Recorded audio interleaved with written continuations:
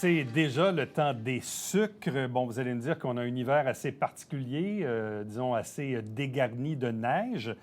Le thermomètre aussi est assez particulier. Il y a même, semble-t-il, les érables ont coulé quelque part dans le temps des fêtes. Et là, ça coule même un peu plus tôt que prévu. Bref, c'est une drôle de situation, mais en même temps aussi, c'est un peu le même calendrier année après année. Et d'ailleurs, l'érablière Charbonneau va ouvrir ses portes ce samedi 17 février. Avec nous pour en parler, Mélanie Charbonneau. Bonjour et bienvenue. Bonjour. Bon, effectivement, le climat est bizarre. D'ailleurs, aujourd'hui, journée où on enregistre l'entrevue, il fait super beau. Exact. Très bizarre. Puis là, les érables ont déjà commencé à couler. Oui. Tout le week-end, ça l'a coulé. Vraiment, on a des températures chaudes. Ça gèle la nuit. C'est des températures propices, mais là, dans les semaines, dans les jours à venir, là, ça va arrêter parce qu'il annonce du temps froid. Bon, c'est inhabituel comme situation? Bien, personnellement, moi, ça fait 18 ans que je suis propriétaire de l'érablière Charbonneau. J'en ai même parlé avec mon père. C'est déjà arrivé, mais aussitôt en février, c'est quand même très tôt, là. On est quand même début février, mi-février, là. On a déjà eu des bonnes coulées fin février, vers le 20, 22, 24. Ça m'est déjà arrivé. Mais là, c'est tôt cette année. Quelle place ça occupe dans, disons, l'environnement d'une entreprise comme la vôtre? Parce que, bon, il y a la restauration, la clientèle et tout ça, les produits dérivés. Mais bref, entailler les érables et les couler, est-ce que ça occupe une partie importante du temps de la gestion de l'entreprise? Chez nous, oui, mais c'est pas la majorité du temps parce qu'on a seulement 4000 entailles. Donc, il y a des érablières qui en ont beaucoup plus que nous. Et de plus, nous, notre érablière, la façon qu'elle est située géographiquement est vraiment au cœur de notre clientèle, de notre cabane à sucre où on accueille les gens. Donc, je ne suis pas sur Tubulure. En tout cas, cette partie de terre-là ne l'est pas. C'est un projet futur qu'on a de réaménager une autre partie de notre terre puisqu'on vient d'acheter le verger de mes parents. Mais finalement, nous, c'est ça. Ça fait que c'est 4000 entailles à la chaudière. Fait que c'est beaucoup plus de main-d'œuvre que des érablières qui sont sur Tubulure. Je comprends. Revenons donc à cette ouverture qui va se faire ce samedi, en fin de semaine. Mais en fait, que la température soit clémente ou non, c'était la date prévue. Oui. Nous, à chaque année, on ouvre vers la fin février comme ça. Tout dépendant du calendrier, des fois, les dates peuvent changer entre le 17, 18, 19 ou 20 février. Cette année, on a décidé d'ouvrir le 17. Moi, j'aime bien ouvrir un petit peu, une petite semaine d'avance avant toutes les autres érablières parce que j'aime bien être en contrôle de mon personnel, gérer les nouveaux, les nouvelles personnes. J'aime bien sentir le pouls, tout ça, voir à ce que tout roule bien. Fait que pour moi, c'est comme une première, là, tu sais. Fait que j'aime bien ça, être très, très préparée. Bien, effectivement, parce que j'écoutais d'autres publicités où, effectivement, certains de vos collègues ouvrent plus le 24, je pense. Oui, la plupart à Saint-Grégoire vont ouvrir le 23 ou le 24 février prochain. Okay. Mais pour vous, cette semaine-là est importante, là? Bien, pour moi, en fait, c'est vraiment en plus, c'est pas, j'ai pas tant de réservations.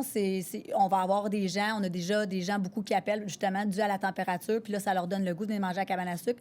Mais pour moi, c'est comme une semaine test, là, tu sais, être sûr que tout roule bien. Puis c'est quand même, tu sais, on a 300 places sur place, mais quand même, il faut faire rouler ça, il faut être sûr que les équipements roulent bien. Et le personnel soit aussi bien formé, là, les nouvelles personnes qui... Bon. Est-ce qu'il y a beaucoup de nouveaux employés? Est-ce que ça reste encore un enjeu important? On a souvent parlé de pénurie, surtout en restauration. Bien, c'est certain qu'à chaque année, puisqu'on est une entreprise saisonnière, on doit embaucher ou réembaucher des gens, soit qui viennent seulement faire des saisons ou des nouvelles personnes qui vont aussi se joindre à l'équipe. Pour ma part, bien, la chance que j'ai, c'est qu'on a deux commerces, on a deux entreprises quand même qui ne sont pas dans les mêmes temps. Donc, le verger qui est plus l'automne, l'été, l'automne. On a l'érablière qui est plus au printemps. Donc, je réussis à avoir un très bon noyau d'employés. Je les salue. C'est vraiment, j'ai des très bons employés. C'est une belle équipe. Puis c'est pour ça qu'on a du succès aussi, parce que le noyau est là, les gens sont là en arrière de nous. Donc, une belle rétention de personnel, quelques nouveaux forcément. Oui, c'est certain. Comment ils sont, les jeunes, les nouveaux jeunes là, que vous embauchez, là? Bien, moi, j'ai la chance d'avoir 3 adolescents. Fait que je recrute beaucoup dans les amis de mes enfants. Tu sais, ils ont 16, 15 et... donc, c'est ça. Donc, ils ont... mais non, les jeunes sont très consciencieux. Il y en a que c'est leur premier travail. On leur enseigne à travailler. Des fois, c'est des enfants du personnel qui sont déjà là aussi en place. Donc, non, on a une belle gang. Moi, j'aime bien travailler avec les jeunes. je suis comme un peu un petit professeur en même temps, un enseignant, là, tu sais, du milieu du travail. Donc, ouverture samedi le 17 et la saison va perdurer jusqu'à quoi? Fin avril? Chez nous, c'est jusqu'au 30 avril, inclusivement, qu'on est ouvert 7 jours sur 7, là, tous les jours, midi et soir. C'est pas toutes les cabanes qui sont ouvertes 7 jours sur 7, là. Non, j'ai cru voir qu'il y en a quelques-unes qui vont ouvrir seulement du jeudi au dimanche, d'autres qui ferment le lundi ou le mardi, peut-être des petites journées moins achalandées. Chez nous, j'aime bien être ouverte tous les jours, là. Donc, 7 sur 7 du 17 février au 30 avril. Oui, exactement. Midi et soir, donc dîner-souper. Oui, exactement. Le week-end, on ouvre à partir de 10 h le matin, donc les premiers services peuvent être comme un brunch. Et la semaine, bien, les premiers services sont à 11 h là, pour le dîner. Bon, évidemment, parfois, vous êtes victime de votre succès. Je dis ça dans la mesure où il y a parfois des week-ends très achalandés où il faut réserver à l'avance. Là, on est à quelques jours de l'ouverture, là. Est-ce que déjà, vous avez déjà là, certaines journées, soirées qui sont bien réservées? Cette année, C'est quoi le conseil qu'on donne aux gens? Cette année, Pâques est très tôt, 31 Oui. mars. Donc ça joue. C'est différent une année que Pâques est très tôt parce qu'on dirait que tout le monde veut venir à Pâques ou avant Pâques. Mais il faut savoir que la saison perdure. Puis même au mois d'avril, on a souvent des bien plus belles journées. Le soleil est là, il fait plus chaud. Les gens peuvent aller prendre un verre chez nous. Il y a une terrasse. Ils peuvent aller autour du feu. Donc, c'est moins frisquet. Mais oui, il y a un gros engouement. Je te dirais qu'il y a des plages horaires qui sont déjà complètes pour les week-ends. Mais on est ouvert. On a aussi des repas de cabane à sucre à notre verger. À chaque année, les week-ends, on transforme notre crêperie là, à partir du mois de mars et c'est les repas de cabane à sucre comme à l'érablière. Donc, ça fait vraiment un autre emplacement que les gens peuvent des fois changer. Ils disent, ben là, ça fait tant d'années que je vais à l'érablière, ben là, je vais aller essayer au verger. On a des petites choses de différentes sur les menus de chacun. Ouais. Donc, oui, il y a des week-ends plus achalandés que d'autres. Là, souvent, les gens veulent tout tenir pas mal en même temps. On dirait qu'il y a comme un momentum que tout le monde veut aller en même temps au sucre. C'est certain qu'on a une capacité. Donc, les fins de semaine chez nous, c'est vraiment mieux de réserver. Mais est-ce qu'il y a déjà des journées qui sont complètes ou... Non, c'est juste que les heures les plus populaires commencent à être complètes. Là. Le midi ou les samedis soirs, tu sais, c'est toujours les deux... c'est toujours très populaire, mais tu sais... Souvent, tu sais, les gens se réveillent à la dernière minute et disent « Hey, c'est vrai, il faudrait qu'on aille à la cabane à sucre. Hey, on y va-tu samedi? » Puis là, on appelle, on dit « Oh, excusez, c'est complet » ou je ne sais pas c'est quoi le plus tard que vous servez. Là, mais, on sert jusqu'à 8 h le soir, puis les gens ils ont 1h30, 2 heures pour manger à la table. Bien, en fait, chez nous, on a un autre concept aussi, les fins de semaine. On se garde tout le temps un petit jeu, puis on accepte, on appelle ça des passants là, dans notre jargon, là, donc des gens sans réservation.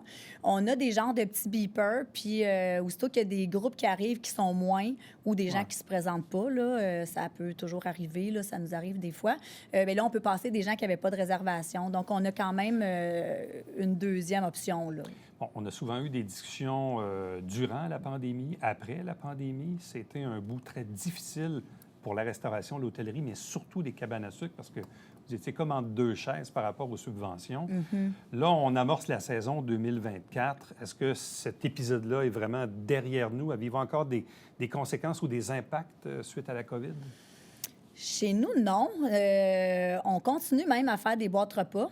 Donc, on a encore ma cabane à la maison. Encore? Oui, le regroupement. On est une quinzaine de cabanes à sucre qui ont continué à faire le regroupement.